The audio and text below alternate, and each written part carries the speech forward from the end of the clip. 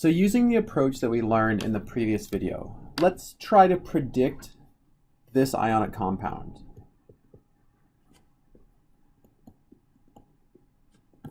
Okay, iron chloride. So the easy one, chloride. We know for sure that chlorine can only have a -1 charge. So chloride must be Cl-1.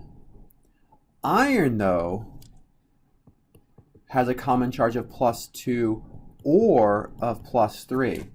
So with a name like iron chloride, we don't know if this compound is made from an iron with a +2 charge or an iron with a +3 charge.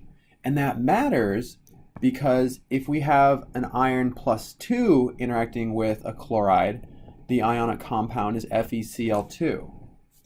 If we have an iron +3 interacting with chloride in an ionic compound, we end up with FeCl3.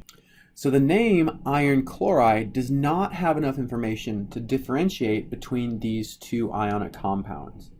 Consequently, we have to amend our rules for naming ionic compounds for situations when we have metals that can have variable charges. Variable charge metals are simply metals that can have more than one stable common charge, like iron. Okay, so let's think about what we can do to specify whether iron is +2 or +3. Okay, so if we adjust this name, let's leave it as iron. But now let's go ahead and put in the charge as Roman numerals in parentheses. And then the name of the anion. So iron 3 chloride. This now tells us that we have the +3 cation of iron. Chloride must be -1. So when these pair together, I have +3. I need to have 3 -1s to give me an overall charge of 0. So I now know this must be FeCl3. If my name was iron 2 chloride, then I would know I must be Fe +2, Cl-1, combining to give me FeCl2. Okay, let's see one more example of this, and then we'll move on in the next video to ions that contain more than one atom. Ionic compounds containing lead and chlorine can come in the form of PbCl2 or PbCl4.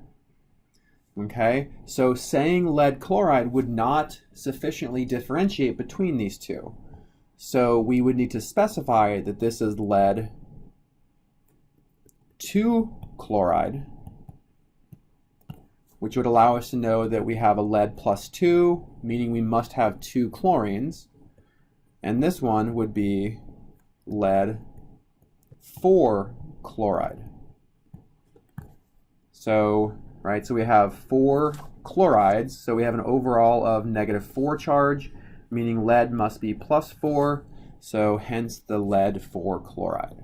Okay, so when you're dealing with metals that can have more than one charge, you need to be conscious about writing down the charge or implying the charge when you write your name.